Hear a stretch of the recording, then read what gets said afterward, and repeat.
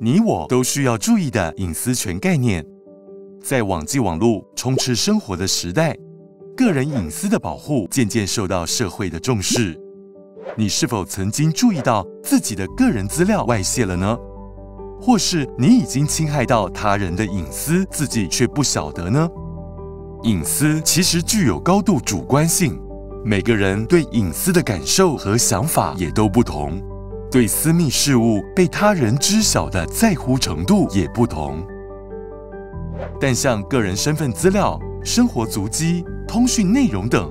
若未经本人同意就公开时，则有可能侵害到人民的隐私权。所以，为了更清楚隐私权的保护范围，在大法官做过的解释中，隐私权大致分为资讯隐私权、空间隐私权、秘密通讯自由。资讯隐私权是指个人有控制自己的资料在什么时间、地点、用什么方式向谁揭露的决定权。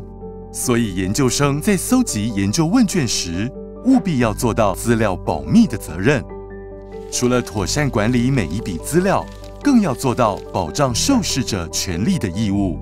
空间隐私权是保障个人生活私密领域免受他人侵扰的权利。即使是亲密的好朋友，若未经当事人同意就私自进入民宅装置监视器，就是侵犯空间隐私权。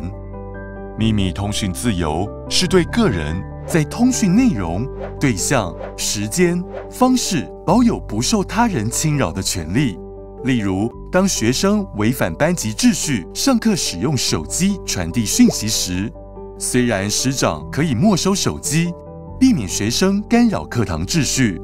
但不得私自查阅手机的通讯内容。除了宪法、民法、刑法、个人资料保护法与通讯保障及监察法，也都有规范许多与隐私相关的法条。这些法条的设立，也都是为了保障人民的隐私权不受非法侵害。所以在网络社交媒体蓬勃发展的当代，我们更应该注意自己的言论和行为。也许你只是一时好玩的公开分享朋友的私密影片，但这除了可能有法律问题，侵犯到他人的隐私权，也可能间接造成他人心理上的伤害与负面影响。身为学术研究者，在进行研究资料的调查与搜集时，不只要审慎处理受试者的资料文件，还要保护受试者资料的机密性，尽可能去除或减少可辨识身份的资料，才能确实做到保护受试者隐私的责任。